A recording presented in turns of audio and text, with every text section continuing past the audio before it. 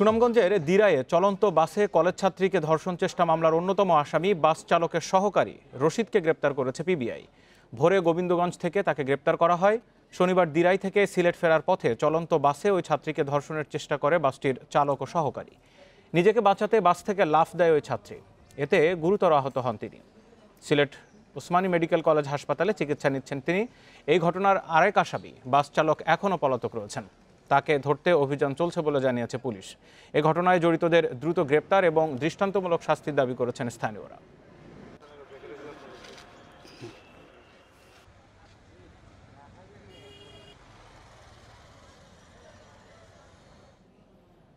সহকর্মী মঞ্জুর আহমেদ রয়েছেন এই মুহূর্তে আমাদের সাথে সরাসরি, তার কাছ থেকে আরো বিস্তারিত জানবো। সিলেট থেকে রয়েছেন তিনি। মঞ্জুর, এই মুহূর্তে সেখানকার কি পরিস্থিতি জানবো, আর রশিদকে কখন গ্রেপ্তার করা হয়েছে, আর বাস চালককে অর্থাৎ যিনি প্রধান আসামি তাকে গ্রেপ্তারের বিষয়ে কি জানিয়েছে? দেখুন, গত শনিবার সন্ধ্যায় সিলেট থেকে দিরাই যে গামী যে বাসটি ছিল, এই বাসে এই যে স্টুডেন্ট একজন ছাত্রীকে ধর্ষণের চেষ্টা করেছিলেন এই বাসের চালক এবং হেল্পাররা। এ ঘটনায় কিন্তু 3 জনকে আসামি করে দিরাই থানা মামলা করেছেন এই নির্যাতিত মেয়েটির বাবা।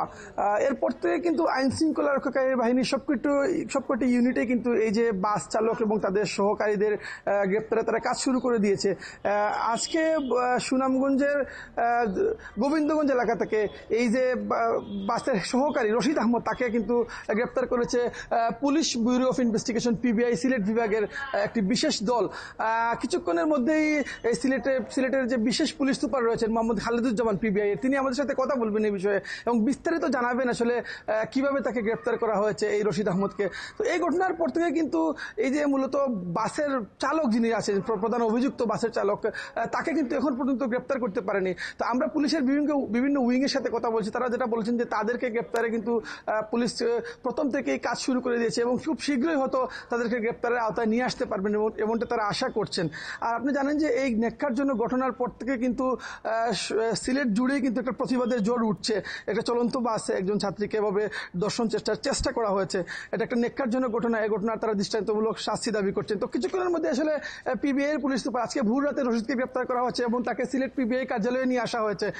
আমরা আমাদের সাথে কথা বলবেন এখানকার যিনি পুলিশ সুপার আছেন, বিশেষ পুলিশ সুপার খালেদুজ্জামান, এবং বিস্তারিত তিনি আমাদেরকে একটু পরে জানাবেন। মঞ্জুর, একদম ছোট্ট করে জানবো, ওই শিক্ষার্থী বাস থেকে লাফিয়ে পড়ে বেঁচেছিলেন, তার সম্ভ্রম রক্ষা করেছিলেন, একটু জানবো যে তার এখন শারীরিক অবস্থা কি? আপনি জানেন যে সে সিলেট ওসমানী মেডিকেল কলেজ হাসপাতালে চিকিৎসাধীন আছে। গতকাল তাকে নিউরোসার্জারি বিভাগে চিকিৎসা দেওয়া হয়েছে। তিনি যখন বাস থেকে লাফ দিয়ে পড়েছিলেন তার মাথায় কিছুটা আঘাতপ্রাপ্ত হয়েছিলেন। গতকাল তার সিটি স্ক্যান করা হয়েছে, তবে চিকিৎসকরা বলছেন যে তার আঘাত তেমন একটা গুরুতর না, তাকে চিকিৎসা করা হচ্ছে এবং কালকে তাকে সিলেটের ওসমানী মেডিকেল কলেজ হাসপাতালের একটা বিশেষায়িত ইউনিট আছে, OCC, one stop crisis centre, সেখানে তাকে নিয়ে যাওয়া হয়েছে। মোটামুটি এখন তার অবস্থা স্থিতিশীল রয়েছে বলে আমাদের জানিয়েছেন চিকিৎসকরা। সিলেট থেকে জানাচ্ছিলেন সহকর্মী মঞ্জুরা।